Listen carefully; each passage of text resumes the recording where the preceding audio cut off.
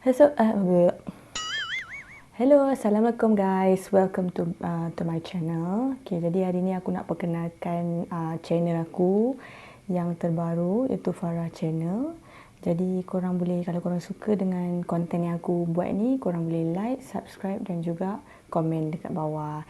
Jadi sebelum tu aku nak perkenalkan konten dalam channel aku ni. Aku lebih kepada kisah-kisah misteri dan juga kisah pembunuhan yang berlaku di luar dan juga dalam negara kita. So, kita start. Okey korang, kisah pertama yang aku nak kongsikan dengan korang ialah kisah yang berlaku pada zaman dahulu, pada tahun 1912, iaitu kisah pembunuhan keluarga Moore yang berlaku di Villisca, Iowa, di United States of America. Jadi pembunuhan keluarga ni dipanggil Villisca Axe Murder. Tapi sebelum tu aku nak perkenalkan pada korang siapa yang terlibat dalam pembunuhan ni. Cut. Tapi sebelum tu aku nak perkenalkan dulu pada korang keluarga Moore ni siapa je dalam keluarga Moore ni. Keluarga Moore ni terdiri daripada 6 orang anak beranak, termasuk suami, isteri dan juga anak-anak. Suaminya bernama Josiah Moore yang berusia 43 tahun. Isterinya yang cantik jelita bernama Sarah Moore berusia 39 tahun dan mereka mempunyai 4 orang anak yang bernama Herman Montgomery berumur 11 tahun, Mary Catherine berumur 10 tahun, Arthur Boyd berumur 7 tahun, Paul Vernon berumur 5 tahun. Jadi mereka ni merupakan sebuah keluarga yang happy, bahagia, tak pernah ada masalah dengan sesiapa, dan kejiranan juga, mereka juga mengenali mereka ni merupakan orang yang baik-baik dan berada lah di kalangan masyarakat di situ. Jadi pada petang 9 Jun 1912, keluarga Moore ni menghadiri sebuah acara kanak-kanak yang diadakan di church. Kalau pada zaman dulu biasanya diorang akan buat event dekat church. Dipanggil kalau betul lah sebutan Presbyterian yang telah dianjurkan oleh Sarah Moore sendiri. Nampak tak? Dia ni merupakan orang berpengaruh lah dekat area situ kan. Jadi setelah program itu tamat pada pukul 9.30 malam, program tu bermula pada pukul 7.30 malam. Jadi bila dia tamat 9.30 malam, mereka mengambil keputusan untuk pulang ke rumah, berjalan kaki je dekat rumah. Sebab jarak di antara rumah keluarga Moore ni dengan church yang diadakan pesta tu tidak jauh pun, jalan kaki pun dah sampai. Yelah orang zaman dulu kan, lepas pukul 9.30 malam manalah dia orang nak pergi lagi selain daripada balik rumah. Pukul 9.30 malam tu dia orang dah rasa dah lewat dah. Tak macam sekarang kan, pukul 9.30 malam pun lepak lagi kat kedai kopi.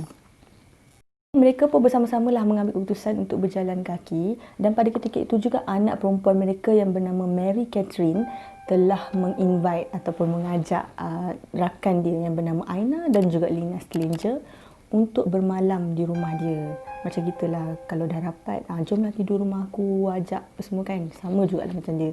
Jadi Aina dan juga Lina Stillinger ni bersetuju dengan ajakan Mary Catherine. Jadi diorang pun pergilah berjalan kaki bersama-sama pulang ke rumah.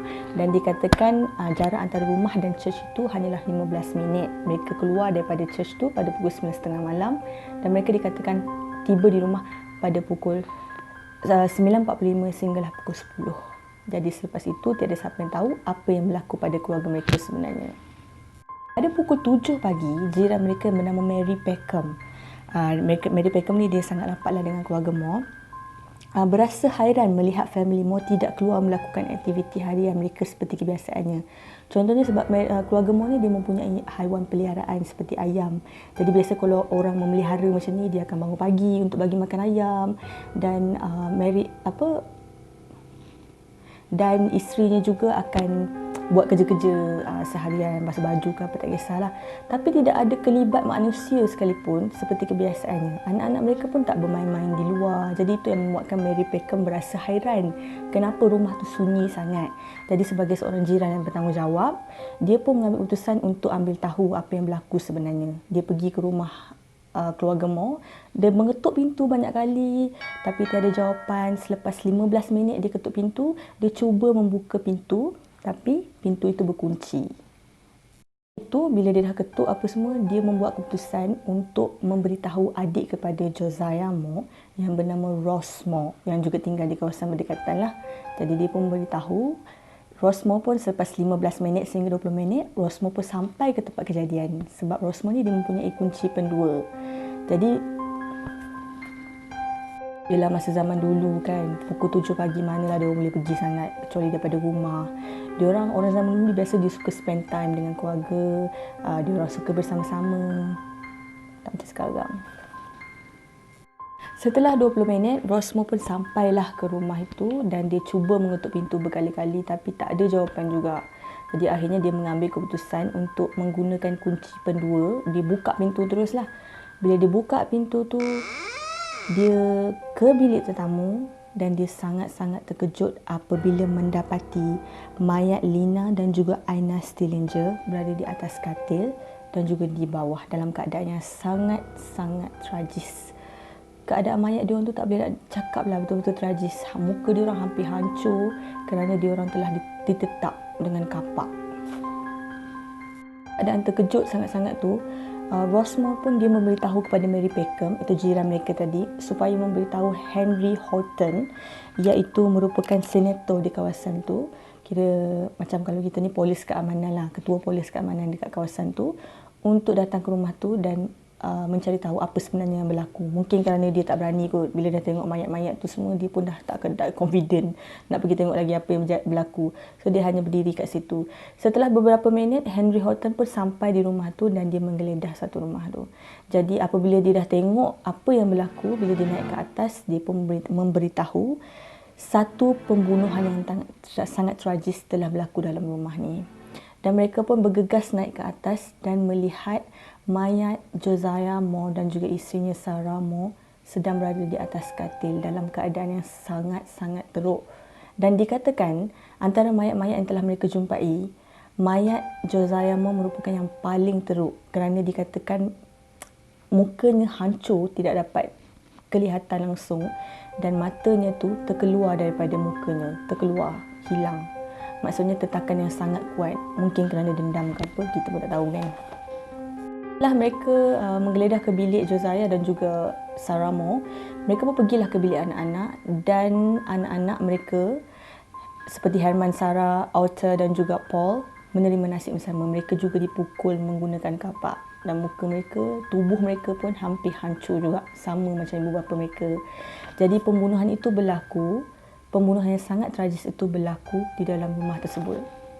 Mereka juga mendapati sebenarnya kapak yang telah digunakan oleh pembunuh ataupun pembunuh-pembunuh, sebab tak dapat dipastikan sebenarnya pembunuh tu satu orang ataupun dua orang ataupun tiga orang, tak dapat dipastikan.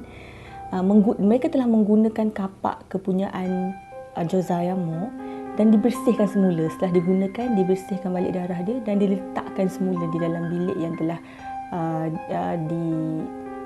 digunakan oleh Aina dan juga Lina Stillinger. Dia letak je kat situ senjata tu.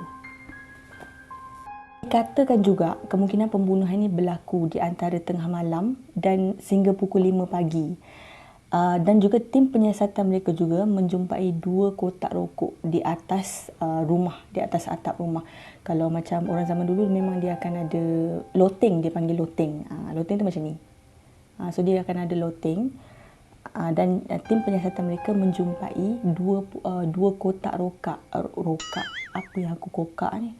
2 kotak rokok yang telah digunakan oleh si pembunuh. Maksudnya pembunuh ni telah menunggu dengan sangat sabar sekali sehingga keluarga Moore ni semua tidur untuk dia bunuh secara senyap. Kenapa? Sebab supaya dia tak perlu pertahankan diri dia. Senanglah dia nak bunuh kan, mati macam tu je. Dan di antara ke-8 mayat ni, hanya satu mayat sahaja, iaitu Lina Stillinger yang dikatakan berada dalam keadaan sedar. Hanya dia sahaja yang sedar. Kerana apabila dilakukan penyiasatan, terdapat luka mempertahankan diri di lengannya. Maksudnya dia tahu, dia nampak siapa yang bunuh tu. Hanya dia seorang saja. Dan mayatnya dikatakan terangkat, baju gaun yang dipakai malam tu telah terangkat sampai ke atas dan kemungkinan juga dia telah dilecehkan dari segi seksual, tapi tak dapat dipastikan lah. Sepanjang bertahun-tahun persidangan kes ni, banyak suspek yang telah dipanggil. 300 tahu suspek dipanggil, tapi tak ada seorang pun yang dapat di-charge, maksudnya dikenakan hukuman kerana tidak ada bukti yang kukuh untuk menyabitkan kesalahan mereka. Contohnya salah seorang yang bernama, antaranya ialah Reverend George Kelly. Dia ni dikatakan mengalami sakit mental dan ada kalanya berkelakuan aneh. Dan pada 8 Jun 1912 tu, dia telah datang ke Villisca untuk mengajar di program kanak-kanak yang dihadiri oleh keluarga Moore tu. Dia mengajar muzik pada masa tu. Dan dia meninggalkan bandar Villisca itu pada 10 hari bulan 6 1912 antara 5 pagi, iaitu beberapa jam sebelum mayat keluarga Moore ditemui. Nampak tak? Suspicious kat situ. Dia datang, lepas tu beberapa jam sebelum mayat tu ditemui, dia telah pergi daripada bandar tu. Tapi dia mengaku dengan apa yang dia buat. Di persidangan dia cakap memang dia yang melakukan pembunuhan itu. Tapi disebabkan keadaan mental dia yang tidak begitu stabil, hakim tidak mengambil kira apa yang dicakapkan. Itulah pengakuan itu tidak diambil kira. Jadi dia dibebaskan begitu sajalah. Ini bernama Frank F. Jones. Dia ni merupakan suspek juga. Dia merupakan kira Villisca, bandar tu punya resident ataupun senator di daerah tu, di daerah Iowa tu. Dan sebelum ni, Josiah pernah bekerja dengan beliau di sebuah kedai yang dimiliki oleh Frank F. Jones ni lah. Josiah pernah bekerja, tetapi disebabkan mungkin Josiah ni dia dah ada ilmu sikit-sikit, dia ada duit, so dia nak buka kedai sendiri. Jadi disebabkan itulah berlaku masalah sikit antara Frank F. Jones dan juga Josiah. Dan satu lagi, dikatakan menantu kepada Frank F. Jones ni mempunyai hubungan sulit dengan Josiah. Dan itu mungkin merupakan sebab-sebab dia kemungkinan melakukan pembunuhan ni. Tapi tidak dapat disabitkan kesalahan kerana tiada bukti yang kukuh. Macam itulah. Suspek yang ketiga pula bernama Henry Lee Moore. Tapi dia tak ada kaitan lah dengan keluarga Moore ni. Kebetulan nama belakang dia sama. Henry ni dia telah membunuh ibu dan neneknya beberapa bulan setelah pembunuhan Moore. Maksudnya beberapa bulan setelah tu dia melakukan pembunuhan. Dan cara pembunuhan itu adalah menggunakan kapak. Jadi sama dengan cara keluarga Moore dia dibunuh. Dia dikatakan menggunakan kapak dan dia juga salah seorang suspek yang utama. Orang anggap mungkinlah dia juga pelakunya. Tapi tetap juga tidak dapat disabitkan kesalahan kerana tiada bukti-bukti yang kukuh. Sakit hati betul. Dan kalau ikut logik, takkanlah dalam 300 orang suspek yang dipanggil ke persidangan ni, takkanlah satu pun tak ada pembunuh sebenarnya kan? Tapi kita boleh buat apa kan pada zaman dulu? Apa yang membuatkan saya tergila lah bila baca kes ni? Kenapa belum selesai? Sebab pembunuhan ni berlaku di era abad ke berapa ni? Pembunuhan ni berlaku pada awal abad ke-19. Jadi apalah teknologi yang diorang ada. Kalau kita sekarang mungkinlah kita boleh buat ujian DNA, betul tak? Berdasarkan darah yang dijumpai, cap jari dan sebagainya. Tapi zaman dulu kecanggihan teknologi tu tak ada. Jadi menyebabkan kes ni tidak dapat diselesaikan sampailah sekarang. Kecanggihan teknologi itulah yang menyebabkan pembunuh itu masih bebas. Mungkinlah sekarang dah tak ada. Bukan mungkinlah, memang sekarang dah tak ada. Tapi keturunan dia, anak beranak dia, kita tak tahu siapa kan. Jadi itulah. Guys, ada satu nilai moral yang aku nak kongsi dekat korang berdasarkan cerita aku ni. Kes ni lah. Nilai moral yang terdapat dalam diri Mary Peckham, iaitu jiran kepada Josiah Moore ni. Dia merupakan seorang jiran yang prihatin tau. Dia sangat prihatin dengan keadaan jiran dia. So aku rasa sikap ni perlu dicontohilah. Bila kita berjiran dengan orang, kita kena ambil tahu juga kan apa yang berlaku pada jiran kita. Bukan kita buat hal masing-masing, tak elok sikap macam tu. Barulah namanya semangat kejiranan. Okay korang, terima kasih sebab sudi klik video ni. Terima kasih sebab korang tengok video aku sampai habis, walaupun banyak kelemahan lagi sebab baru first video. Aku harap korang boleh support dan korang boleh like dan boleh subscribe dan korang boleh komen dekat bawah. Okay, terima kasih guys. Bye. Assalamualaikum. Kita jumpa di lain video.